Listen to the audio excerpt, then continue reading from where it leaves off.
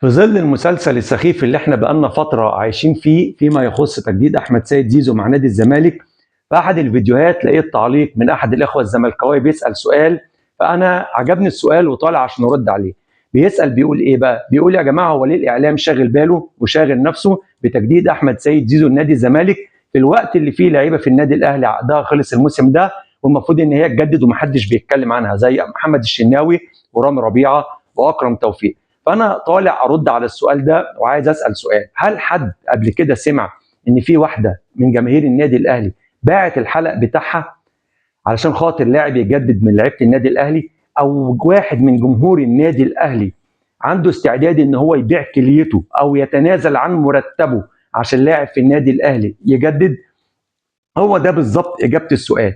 اللي عمل المشكله دي كلها واللي عمل الاهتمام ده كله واللي عمل البروباجندا دي كلها على احمد زايد زيزو هو مسؤول نادي الزمالك وجمهور نادي الزمالك واعلام نادي الزمالك اللي عامل قصه كبيره جدا وبيعتبر ان امضاء او تجديد احمد سيد زيزو لنادي الزمالك هو انتصار لنادي الزمالك، في حين ان النادي الاهلي وجماهيره ما بيفرقش معاهم اصلا اي لاعب يتواجد او اي لاعب عاوز يمشي بيتقال له مع الف سلامه.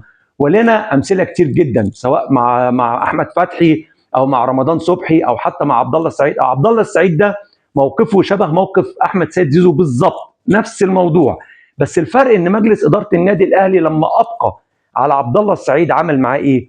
وعلى فكره لو ما كانش سياده المستشار مرتضى في موضوع عبد الله السعيد طلع وقعد يقول لك صفقه القرن والكلام اللي قاعد يعمله ده كله ويفتح صدره ويتفاخر بالموضوع، اقسم بالله ما كان هيفرق لا مع الاهلي ولا مع جماهيره ان عبد الله السعيد يروح الزمالك. القصه كلها بس ان كانت ماشيه عندي، فالاهلي راح مقعد عبد الله السعيد وراح جاي بعد ما قعده وخلاص بقى اللاعب معانا وهو كان احسن لاعب في مصر. الاهلي عمل ايه؟ عرضه للبيع. طب كان رد فعل جماهير النادي الاهلي ايه؟ تسقيفه لمجلس الاداره وكله ايد القرار ومع الف سلامه عبد الله السعيد.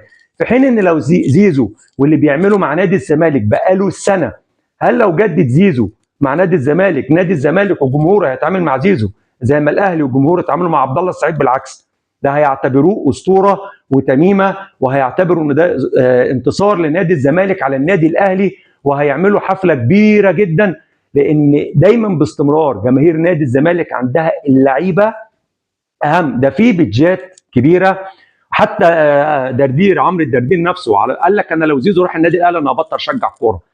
يا جماعه الاهتمام والبروباجندا اللي معموله على احمد سيد زيزو سببها الاساسي الزملكاويه مش الاهلي. جماهير النادي الاهلي ما يفرقش معاها زيزو يجي او ما يجي. انا شخصيا كواحد من جماهير النادي الاهلي لو عايز زيزو في الاهلي عايزه عشان حاجتين اتنين. الحاجه الاولانيه ان هو بالنسبه لي انا هو احسن من طاهر محمد طاهر اللي فرضوا علينا كولر فرض زي الدواء، احسن منه 100 مره.